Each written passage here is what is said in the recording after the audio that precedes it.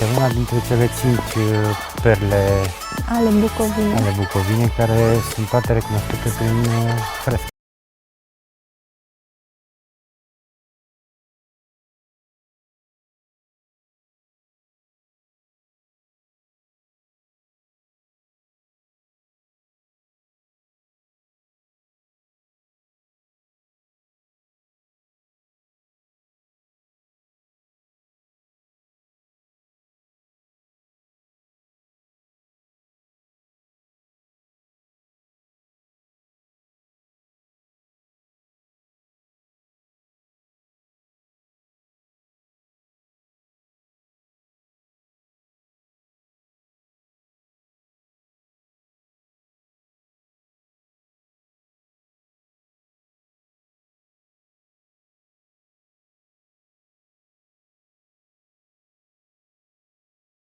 Cât mai multe dintre atracțiile cocoțate aici în nordul țării. Te bag la roata olarului, trebuie să te văd. Păi vreau, de mult Da, e doream acolo, să cum încerc învârți și eu tu, să văd cum e. Am văzut mulți oameni care fac asta, dar niciodată nu am încercat. Trebuie să ai mâinile făcute pentru așa ceva. Uite, le vezi pe ale mele? Să fie așa, Da, nu, dar trebuie să știi, să o descânti, să o mângâi, să-i spui o poveste, să... O să vezi tu, ne explică acolo Corneliu că ele a nu știu câta generație de olari. Hai că intrăm în margine. Uite acolo.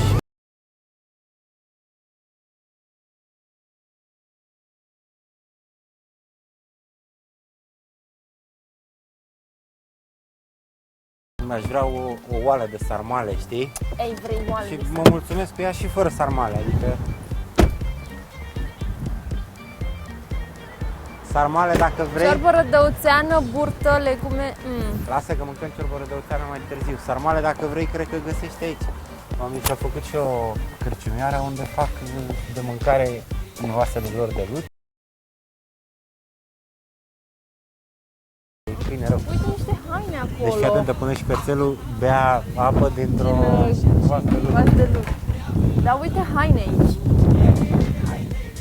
Da, uite ce frumoase sunt. Am venit la ceramică, am Uite la haine. ce frumoase sunt. Vreau să-mi iei și ceva de aici. Superbe, da. Uite ce frumoasă e bundița asta. Da, foarte lucioasă Uite și ce foarte... frumoasă e bundița. Are niște linii curbe foarte interesante. Bine, poate îți place mai mult asta.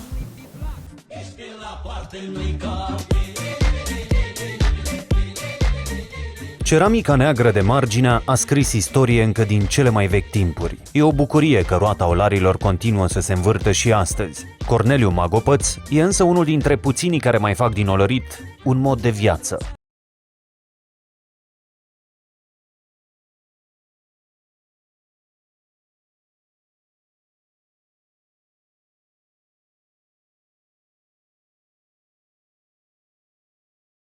La noi în localitate, după câte am auzit și noi de la părinți, de la bunici, se face de vreo 200 de ani ceramica. Și din păcate, în 60 de familii de olari, câte erau înainte, au mai rămas 3. Wow! Familia Pascaniu, care lucrează undeva la Toloacă, familia Bodale și familia Magopăț, care este familia noastră, care lucrăm aici în atelier. Tu la câta generație ești de olari? Tot așa, din câte am aflat de la tatăl meu, eu aș fi a 6-a generație din familia Magopăț. Aproape că putem vorbi de o dinastie de olari dacă ne gândim câți bărbați din neamul acesta au transformat lutul în adevărate opere de artă.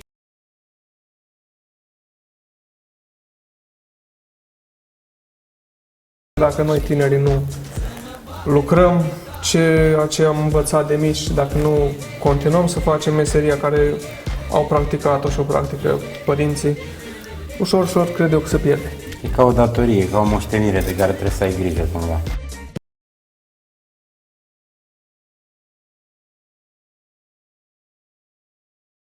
Secretul e simplu, e repetiția și dragostea față de munca pe care o faci. Cred că trebuie să ai și un dram de talent, adică nu știu dacă oricine poate face asta doar pentru că face zi de zi.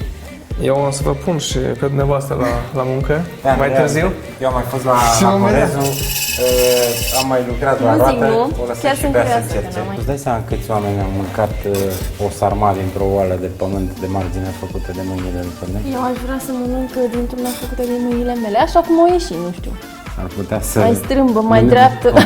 Obișnuiești să mănânci din cioburi? Ca să nu... Cioburi nu o să Avem iasă, discuții. că o formă o Cu avea. ajutorul meu o să iasă un obiect foarte frumos. E bine, putem să și tricăm atunci. Mulți turiști care ajung în Bucovina trec să se bucure de o mică demonstrație de olărit, la Marginea. Primesc pe loc și o lecție de istorie a ceramicii din colțul ăsta de țară. Așa cum e și denumirea ceramica neagră de margine, este unică la noi în țară. Trebuie să fac precizarea că și în Europa. Datorită culorii negre, care se obține pe cale naturală, doar prin ardere. Deci nu sunt vopsite, că am văzut câteva afară. Ceramica noastră nu este vopsită, această culoare neagră se obține prin metoda de ardere înnăbușită. Practic, în momentul în care vasele sunt uscate, asta după 2 săptămâni de uscare lentă, ele se introduc la ars în cuptor. Se arde acolo cu lemn de brad, se arde 8 ore, temperatura ajunge la 700 de grade și în acel moment gurile de foc se închid hermetic, dar și gura de evacuare de deasupra. Și nu mai este fumul? Nu mai iese fumul, în 2 zile cât stau vasele închise în cuptor, tot acest fum penetrează pereții vaselor și astfel devin negre. Este foarte interesant că la Marginea și în statul Mexic, din America de Sud, se practică peste deal. această frumoasă Tehnică. ceramică, da, se practică această tehnică de ardere. Tehnica străveche cere pricepere, efort și răbdare. Durează vreo 3 săptămâni din momentul în care se modelează lutul pe roată și până ajunge vasul pe rafturile magazinului de alături. După ardere și uscare, vasele se ornamentează cu multă migală. Li se dă apoi luciu cu o bucată de cremene, o piatră de râu. Ce mai? Olăritul la Marginea e o adevărată epopee.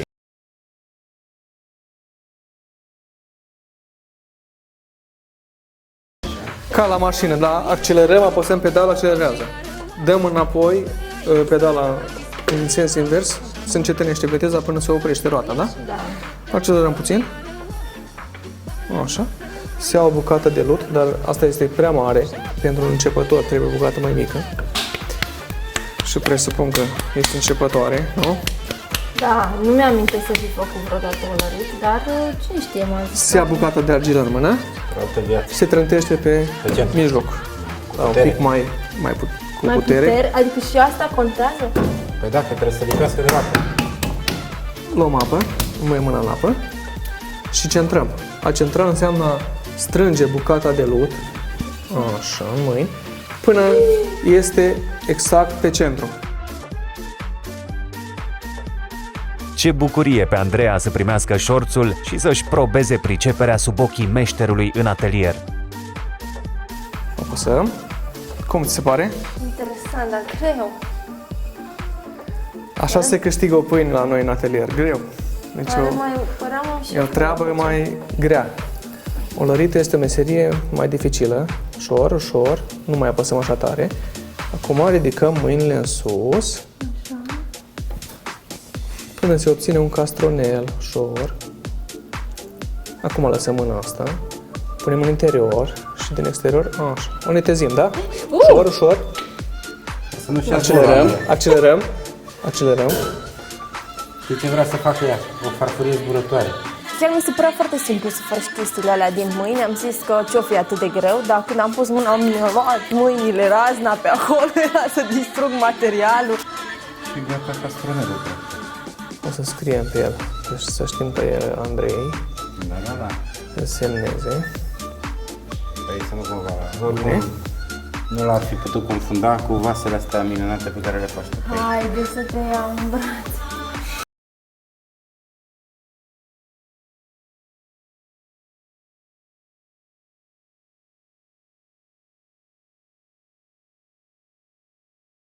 Un secret. Doamnele care vin la noi ne spun, ne roagă frumos să le dăm argile, pentru că ele știu că argila se folosește în cosmetică. Și Andreea, cât ți-a făcut această frumoasă mască, Mi-am făcut o favoare, poți tu ar să trebui dai să-i bani mulțumești pentru că o să ai un ten foarte frumos și fin. Mă simt așa deja mai tânăr și mai zburdat. Uite ce după câțiva frumos ani. arăt. Stai să Deosebit. te nasc un pic deshidratat. Terminați lucrarea, te rog. Am terminat. La final trebuie tăiată și acum poți să zâmbești. Pentru că ai realizat prima ta farfurie, primul tău obiect din ceramică negru. Hai să fac o poză. Haide. Să mergem în magazin, că eu vreau neapărat să iau un vas de sarmale. De-abia după ce treci pragul unui astfel de atelier, înveți să prețuiești cu adevărat munca acestor oameni.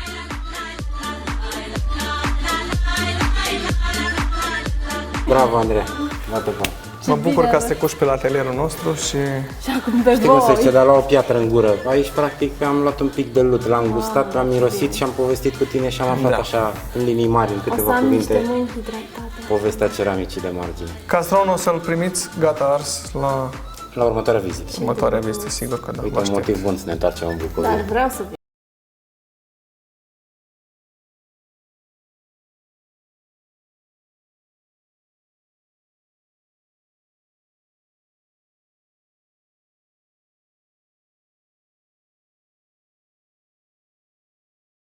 Zici că am intrat în bucătăria bunicii și mirosul Și mirosul de mâncare, Cum arată. genial. Mâncăm și o ciorbă, servim un pahar Da. cu vin. Ah, o ciorbă, da. Poftim, vă invit mie la nu-mi masă. place de obicei, dar hai, fie, fac o să de Da, data nu-i asta. place. Nu-i... Băi, ce fain, ce căldură și la propriu și la figurat. Mă bucur că vă place. Andreea, și asta ați făcut pe tot de ceramic. Da.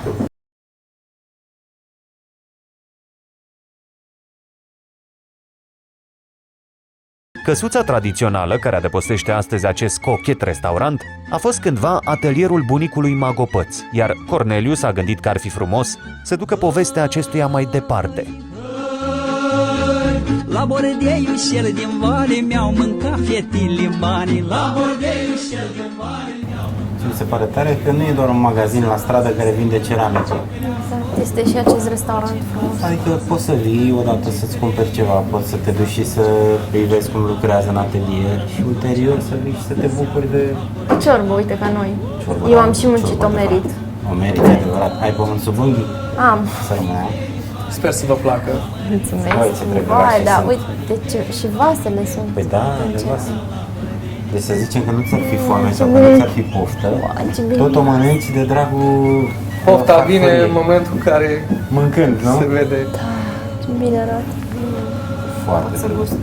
La bordeiul șel din vale îmi ieșea mândruța în cale. Restaurantul ăla în care am mâncat era atât de frumos și de rustic și cochet și mic, așa, mi-a plăcut extraordinar de mult. Mamă, ce ciorba Noi suntem frumoasă. primitori. Toți bucovenenii au acest talent, să bun. spun. A primi frumos, cum se cuvine, oaspeții. Nici nu vine să o stric folosind lingura, parcă uite așa vine să mănânc. Nu cred. Ah, Dumnezeu. Genial. Fermecătoare experiența aceasta. Mai că nu-ți vine să pleci, dar Andreea și George mai au mult de călătorit și câte și mai câte frumoase povești de descoperit. Mi-am vândut carul cu voi să-mi fac banii înapoi. Mi se par niște locuri foarte frumoase, oameni foarte buni și primitori și gospodari, muncitori. Așa că toată lumea încearcă să-ți dea de mâncare. Nu știu dacă ai observat. exact. Peste tot mâncăm mult și mâncăm bine. Măcar Da, atât. foale în brân nu am mâncat. Urmează. De ce crezi că pleci din aștept. Bucovina fără să guști tot Aoleu, ce e deja în cap. tradițional aici?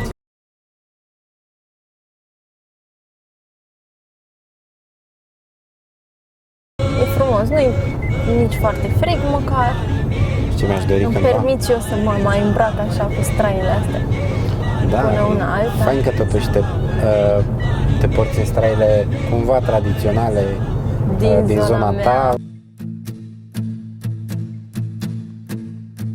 Indiferent de anotimp, humorul nu duce lipsă de oaspeți. Fără grai te lasă apa limpede a Moldovei sau frumusețea humorului, chiar și învăluită în ceață. Unul dintre cele mai frumoase orășele din Europa, Gura Humorului, este un exemplu de dezvoltare în taina ospitalității.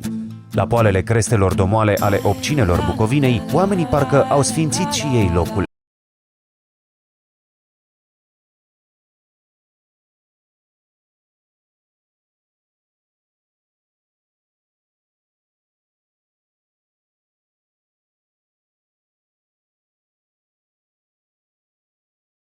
Și la Mănăstirea Humorului. Păi n-ai cum să vii în Bucovina fără să treci pragul unei mănăstiri. Bine, mai aveam câteva de vizitat, dar nu avem vreme pentru Sunt, toate. slavă Domnului, ai văzut că am trecut și pe lângă Sucevița, Voronețu. Wow, se aude un cimpoi. Nu e Cimpoi, ăsta e Bucium. Buciu, așa exact. Înainte suna de luptă, mai sună și de sărbătoare. Cine știe ce-o fi? Ce frumos se aude. Da. Este una dintre cele 5 perle Ale Bucovinei. ale Bucovinei, care sunt toate recunoscute prin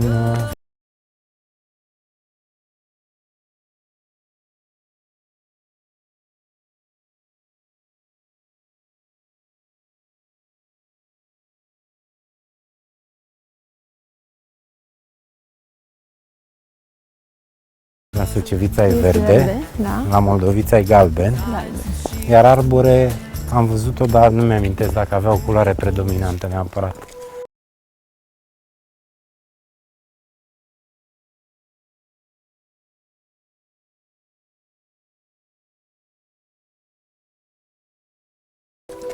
E foarte frumos. E liniște și parcă așa te încarci de energie pozitivă încă de când Mi se intri. pare așa o stare cu toată ceața asta care ne înconjoară și o tihnă care e bună pentru suflet. Lasă ce atâta soare. Și atâta soare, nu? Că vine frigul.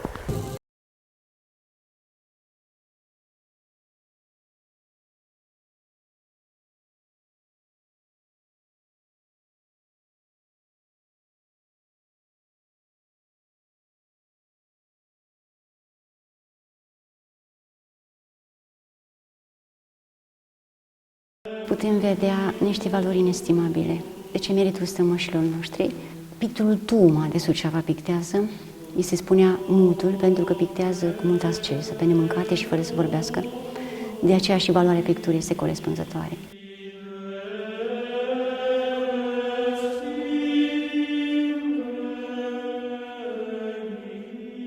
Biserica a fost ridicată în cinstea Maicii Domnului. În cinstea Maicii Domnului, în partea dreaptă, este icoana patronală, Adormirea Maicii Domnului, o icoană foarte, foarte completă, surprins momentul când apostolii vin pe norii cerului la Ghețimani să petreacă pe Maica Domnului pe ultimul drum.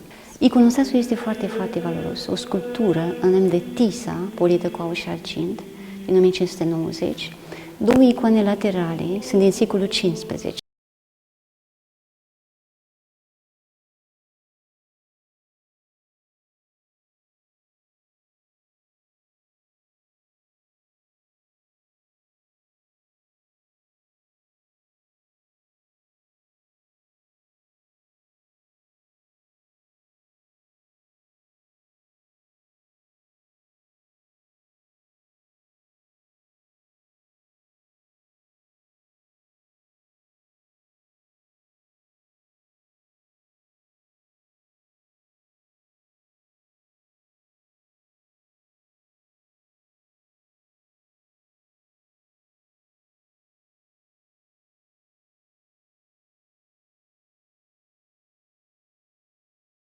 Am mers la mănăstire la Humor așa cu o pace interioară și am ieșit de acolo încă și mai liniștit, dacă se poate. Măicuța ne-a introdus în mrejele istoriei acestei mănăstiri. Este o construcție în stil moldovenesc, împărțită în mai multe camere. Pridvorul deschis, pronausul, camera mormintelor, nausul și altarul. Știți ce mi s-a părut special? Pridvorul acesta și acoperișul are o formă... Sunt două elemente arhitecturale care apar pentru prima dată, pridvorul și tainița, pridvorul deschis și tainița, o cameră secretă care se află deasupra camerei mormintelor, unde se ascundeau obiectele valoroase, momente critice din istorie. Iar pridvorul e întâlnit doar aici, la Humor. Apare pentru prima dată deschis. Arhitectura Humorului rivalizează cu fresca atât de spectaculoasă care a așezat mănăstirea la loc de cinste între cele 5 perle, a căror unicitate e recunoscută la nivelul întregii lumi. Pictura vorbește de la sine, adică nu trebuie multe cuvinte, sunt impresionați foarte mult de valoarea picturii de aici. Majoritatea imaginilor prezintă momentul cel mai semnificativ din viața Sfinților, de regulă moartea, care însemnează naștere pentru viața veșnică. Și în această cameră putem vedea cum Sfinții au sfințit timpul. Deci în biserică timpul este sfințit. În fiecare zi acești oameni au sfințit timpul cu sângele lor, cu osteneala lor.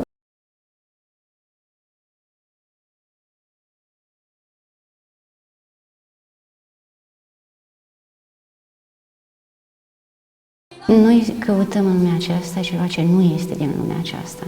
Și în mănăstirile noastre, în bisericile noastre, găsim o armune a Împărăției lui Dumnezeu.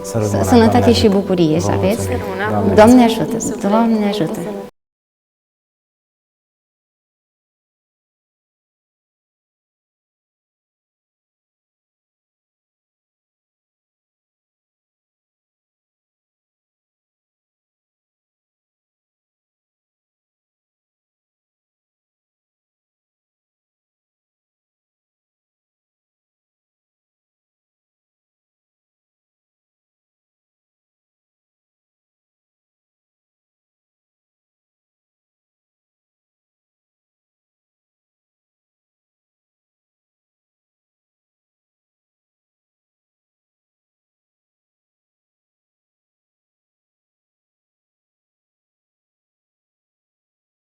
Stațiune de interes național cu o istorie remarcabilă de peste 500 de ani, Urbea dintre Obcine este fără doar și poate perla turistică a Bucovinei. Au ridicat din nimic pârtii de schi, bazine de not, patinoare, parcuri, pensiuni și locuri de popas ca în povești.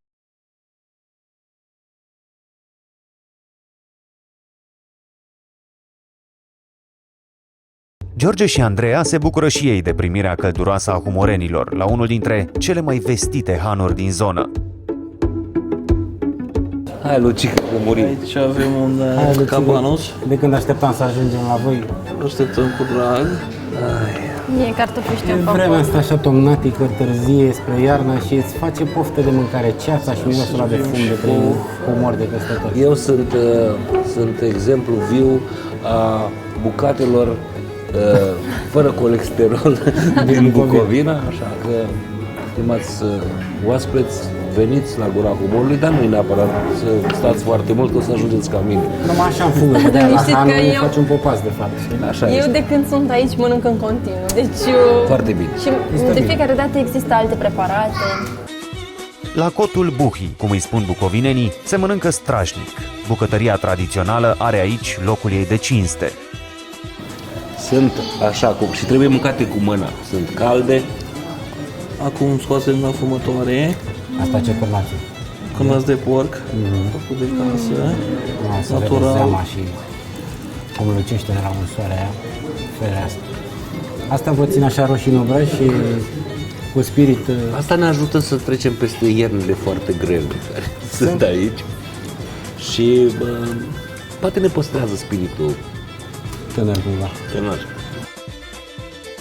Lucică e maestrul de afumături fine, descântă parcă bucățile de carne, le dichisește cu mirodenii simple de ale locului și le afumă după taine din bătrâni. Ba mai mult, ți le și povestește la masă. Te ajută să înțelegi ce mănânci și te împrietenește de grabă cu specificul locului. Sunteți bogați aici. Bogați din toate punctele de vedere. toate punctele de Biserici, vedere. atracții turistice, posibilitatea să te relaxezi, să faci sporturi, o zonă completă. Da. Și vă Și rog să mâncarea, gustați. mâncarea Și asta. pe care nu trebuie să o uităm. Asta e un Kaiser, Kaiser. ținut la baiți. Totul la fum cald avem, nu? Totul e făcut la fumătoare, la fum cald. La fum cald. Și am fost acolo, Andrei, și am văzut cum picurau picurile de grăsime din cărnați. Eu am văzut în ce fum se țineau. Bunătate de fripturi, jamboane și cârnați, toate afumate și acompaniate de brânză sărată, scrijele de cartofi, murături și vin bun din beci.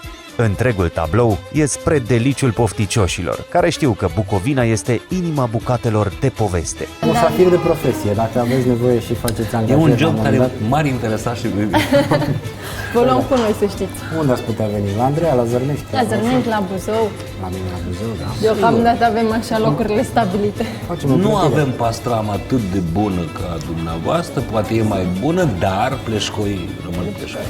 Și totodată fumăturile astea bucovinene, E altceva. tradiționale, iar scrijelele recică. Ferească din o bunătate. Noi suntem un pic privilegiați, așa că tu stai lângă noi la masă și ne mai tai câte o feliță proaspăt. Nu reușești să faci asta cu toată lumea, nu? Da, bineînțeles.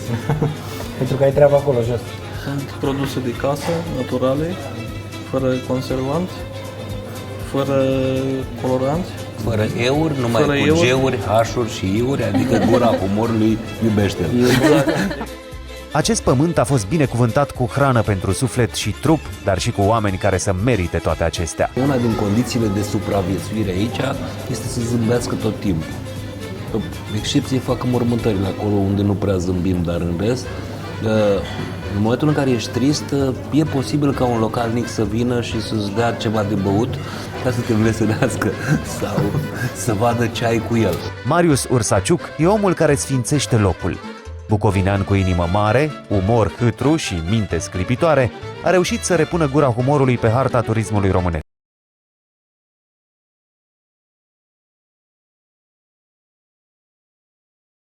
Niciodată nu e greu la gura humorului. Pentru turiști, pentru noi cei care trebuie să le pregătim o mulțime de lucruri, nu e chiar simplu, mai ales că Gura Humorului este o stațiune de 12 luni. Așa că dacă iarna îi așteptăm la schi, la sani, vara pot să facă kayaking pe Moldova, părții de mountain bike, se pot duce la piscinele acoperite și bazinele descoperite din Arini.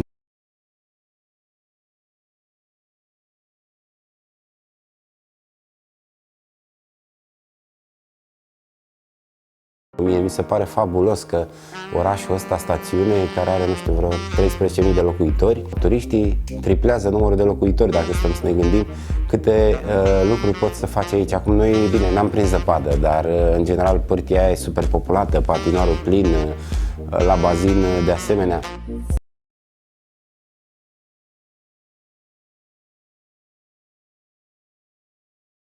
Să vii, Andreea, și o să te bucuri de un sat al hobbiților. Da. O să-ți arătăm niște planuri, niște fotografii, nu știu pe când oare.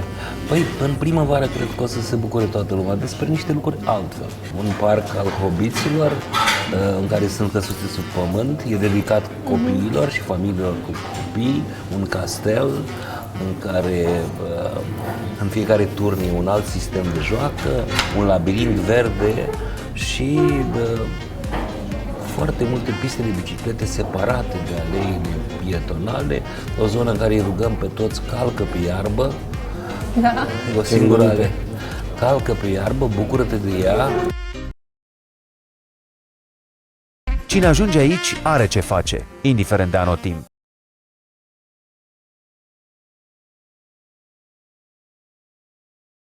Cuceriți de ce au descoperit până acum, Andreea și George sunt cu adevărat fascinați de planurile de viitor ale edilului, unele dintre cele mai îndrăznețe pentru dezvoltarea turismului de aventură și agrement.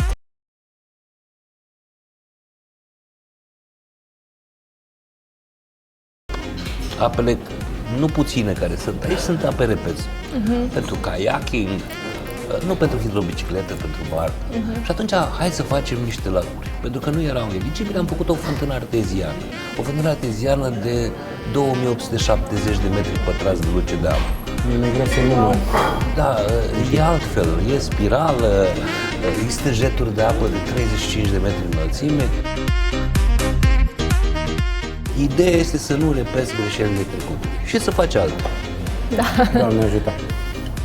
Până am și mănâncă, de aici te duc la spa. Eu ascult poveștile pentru că mi se pare atât de interesant și îmi place foarte Deja. mult că vin într-un loc dezvoltat prin puterea unui om. Mulțumim!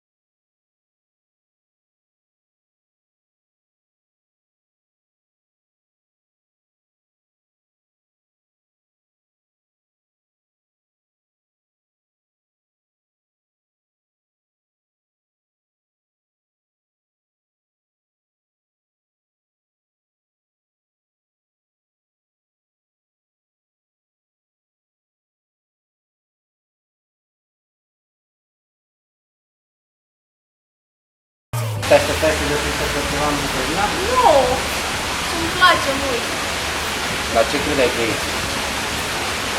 Ce credeam că e aici? Credeam că vizităm biserici. Numai biserici. Da. Mergem pe coclauri și că o să mâncăm bine. Dar tu după ce m-ai zis la biserică, mi-ai dat să mănânc și pe coclauri,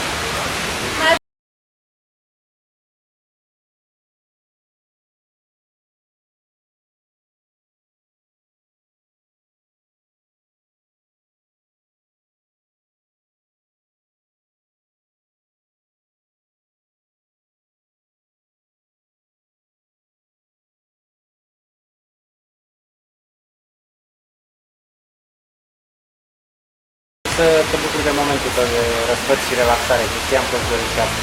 Și unde puteam să ne imaginăm decât la un spate din ăsta rustic. și acolo ce e sauna. Și modern totodată. Plus e saună umedă, saună uscată. Avem tot ce ne trebuie pe acolo. Fii atentă ce fac.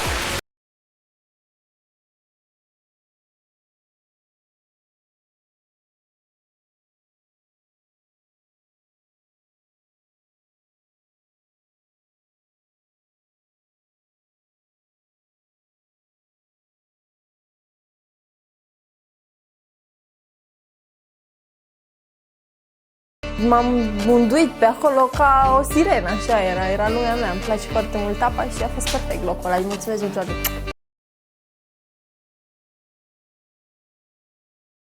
Zona de relaxare și terapii spa e una dintre cele mai frumoase în care s-au bucurat de răsfăț cei doi până acum.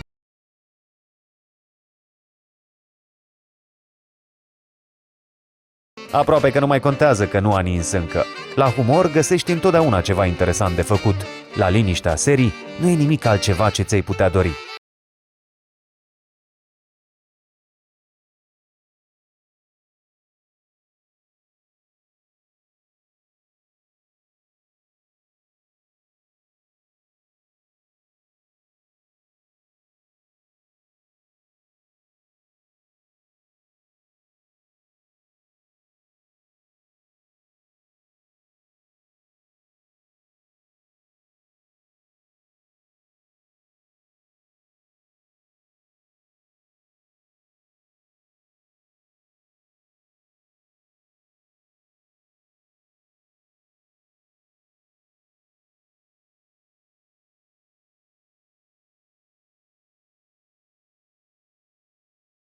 O nouă zi, o nouă călătorie. Nu departe de gura humorului, satul marelui compozitor Ciprian Porumbescu, care-i poartă și numele acum, te așteaptă să-i descoperi destinul romantic.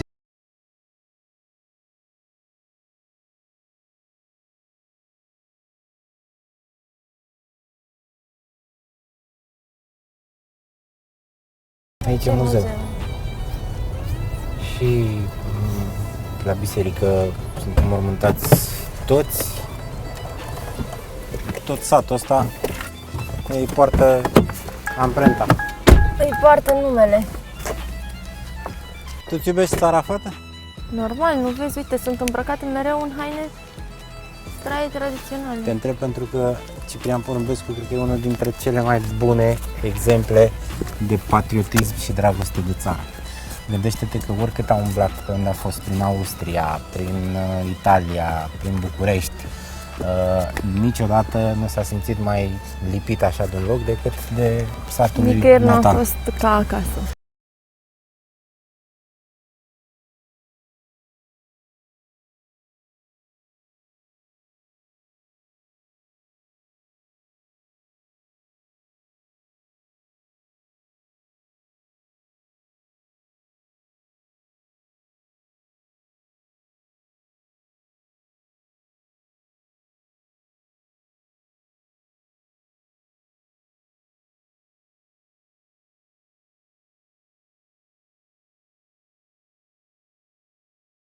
Mi se pare că auzi deja balada așa. Ba da, mi se pare așa ca o cutie muzicală aici.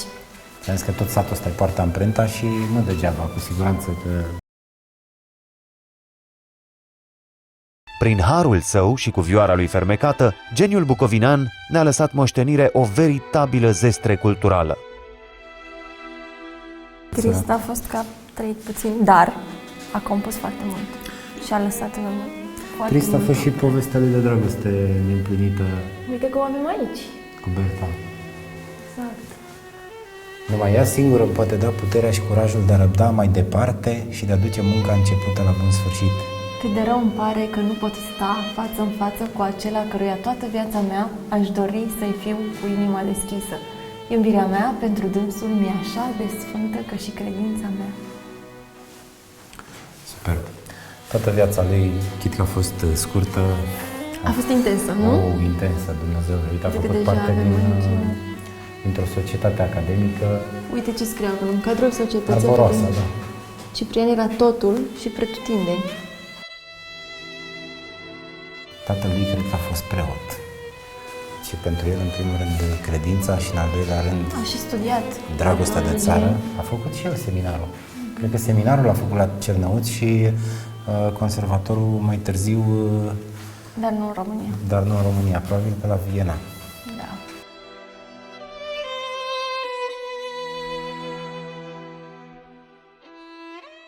O reconstituire a salonului de muzică. Imaginează-ți să îl Din- vezi aici din pe epocă, Ciprian da. Porumbescu. Ce frumos ar fi, nu?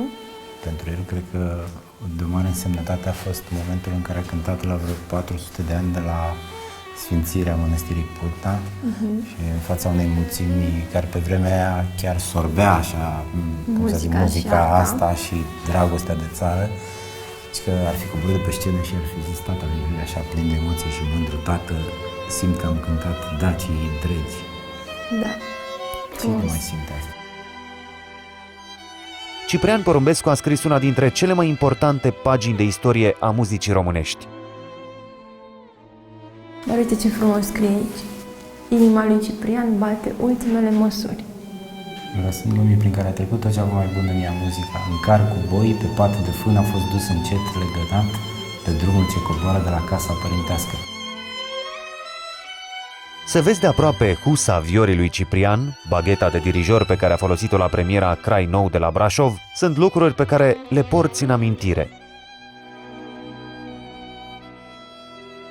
Plimbarea prin încăperile generoase te ajută să descoperi mai bine geniul creator, dar și puțin din stilul de viață al marelui Porumbescu. Aici ajunge numai cine vrea să ajungă. Ai văzut filmul? Nu, să știi că nu am văzut filmul, nici nu Recuzită știu. folosită în film. Mobilierul folosit la turnarea filmului cu Vlad Rădescu, în rolul lui Ciprian, este și acesta expus la loc de cinste. Simți că marele Porumbescu trăiește încă aici. Hai să aruncăm un ochi și pe la Casa Memorială, că de acolo, de fapt, a început drumul lui.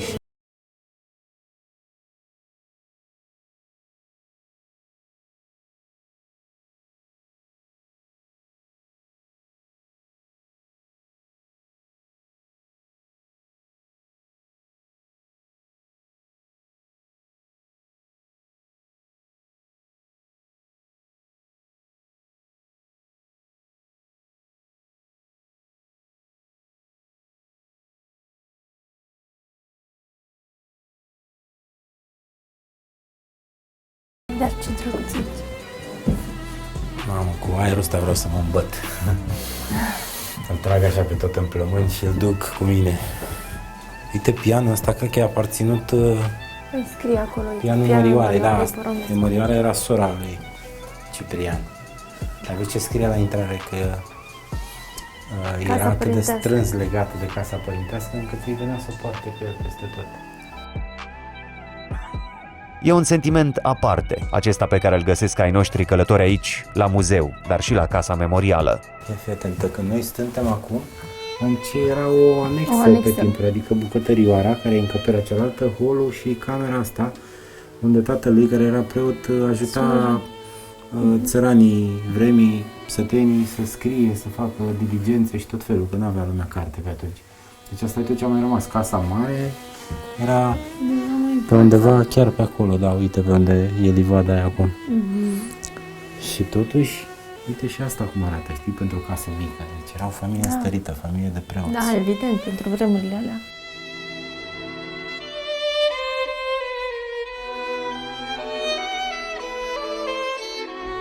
Îți imaginezi cum ar fi stat aici Ciprian Porumbescu pe locul ăsta și Nu, eu îmi imaginez mirosuri acum.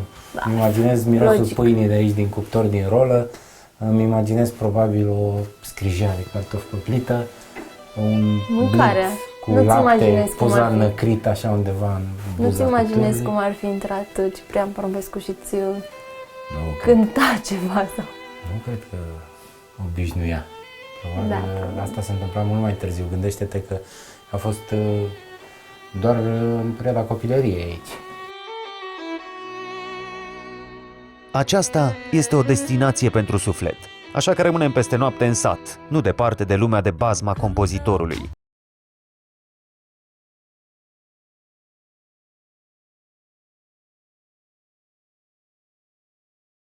Pe o coastă de deal, îmbrățișat de pădure, satul de vacanță Ciprian Porumbescu își dezvăluie cu adevărat frumusețea abia în zori. Vatra satului, învăluită în ceață și razele de soare cernute parcă prin bulgării de nori, fac din locul acesta unul cu adevărat magic.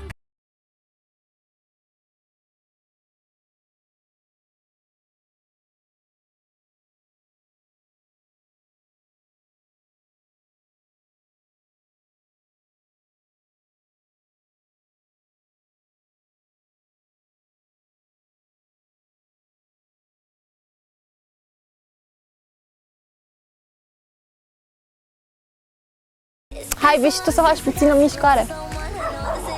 Nu vii tu mai bine la o cafea? Nu pot. Uite că eu îmi lucrez antebrațul, ia uite. Hai, vin într-o alergare ușoară. Fii atent. Bei și tu o cafea? Nu beau cafea. Am Ce băut, bei? vreau un energizant, Băi, așa iarnă, o proteină.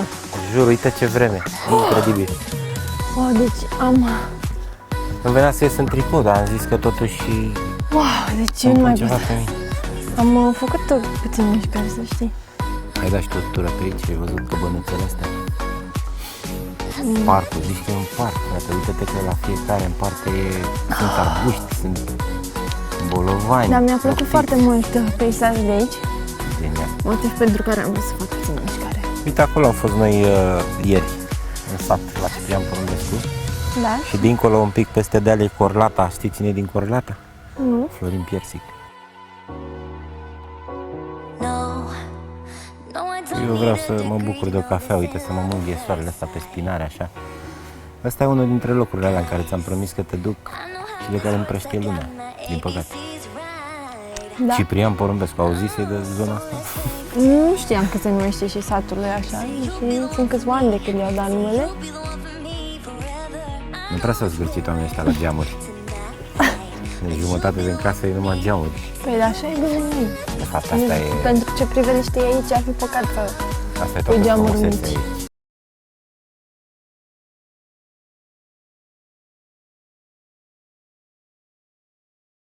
Vila mare sau căsuțele pentru câte o familie, toate sunt armonizate firesc în complexul acesta, de care nu foarte multă lume știe. Hai să ne plimbăm și noi un pic pe aici. Mai vedem un pic căsuțele astea și să o luăm din nou. Hai. Că exact când te obișnuiești și îți place mai tare, trebuie să plecăm mai departe. Da, știu, dar acum mai profităm de moment.